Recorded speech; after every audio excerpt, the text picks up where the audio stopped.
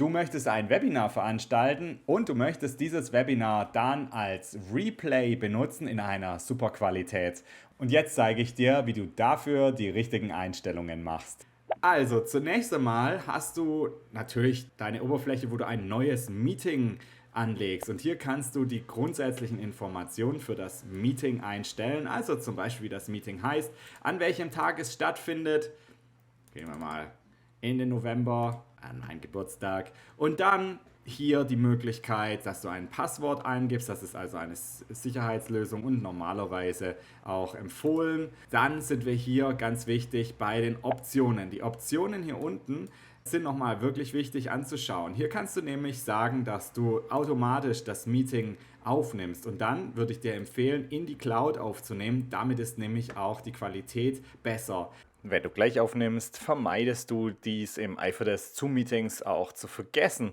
Mit Allow Participants to Join Anytime gibst du allen Teilnehmern die Möglichkeit, später in das Webinar zu kommen. Sicherlich eine gute Möglichkeit, um den Fokus im Meeting zu behalten. Dann hast du Mute Participants upon entry. Das ist auch ganz wichtig, dass die Teilnehmer, wenn sie reingehen, sofort stumm sind, damit nicht dann dein Bild umflippt auf die anderen Teilnehmer, weil sie sich da reinloggen. Ja, und dann ist natürlich noch was anderes wichtig, und zwar standardmäßig gibt nämlich Zoom immer die Galerieübersicht als Aufnahmemöglichkeit und viele nehmen diese Galerieansicht auf und wundern sich dann, dass sie das eigentlich überhaupt nicht gebrauchen können. Also hier ist wirklich wichtig, Einstellungen am Anfang zu bearbeiten, dass du keine bösen Überraschungen erlebst. Also so geht's. Dafür gehst du dann in die Recording-Einstellungen hier oben bei den Einstellungen und hier ist Folgendes wichtig. Also normalerweise ist diese Option hier bei Cloud Recording, haben wir ja angegeben, folgendermaßen eingestellt. Gallery View, das ist die Standardeinstellung. Das ist allerdings ein bisschen schwierig, wenn man die Teilnehmer nicht zeigen will und wenn man dieses Video dann später benutzen will. Deshalb würde ich dir überhaupt nicht diese Option empfehlen, sondern ich würde dir empfehlen, hier drauf zu gehen, Record Active Speaker with Shared Screen. Damit hast du also hier immer den aktiven Sprecher, also meistens du, der seinen Screen teilt. Wenn du auf die Nummer sicher gehen willst, gibt es noch hier diese Möglichkeit, Record Active Speaker, Gallery View and Shared Screen separately. Das bedeutet, du hast also hier den aktiven Sprecher, die Gallery View und Shared Screen. Tja, und damit kannst du also wirklich auf Nummer sicher gehen. Du hast zwar jetzt mehr Aufnahmen, die in deiner Cloud gespeichert sind, aber du hast auf jeden Fall die Möglichkeit, auch noch etwas auszutauschen, im Nachhinein etwas zu editieren. Du bist wesentlich flexibler und hast dann also dein Sprechervideo ganz separat von jeder anderen Perspektive.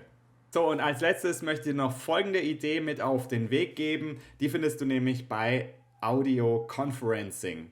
Wenn du hier drauf gehst, dann wird dir vorgeschlagen, ob du die internationalen Nummern für die Einladungs-E-Mail anzeigen möchtest oder nicht. Du brauchst normalerweise keine internationalen Nummern. Deshalb mach doch hier auch einfach aus und dann hast du einen wesentlich leichteren Einladungstext und musst nichts mehr nachbearbeiten. Noch eine andere Frage. Hast du dich vielleicht schon mal gefragt, warum deine Zoom-Videos eher unscharf aussehen?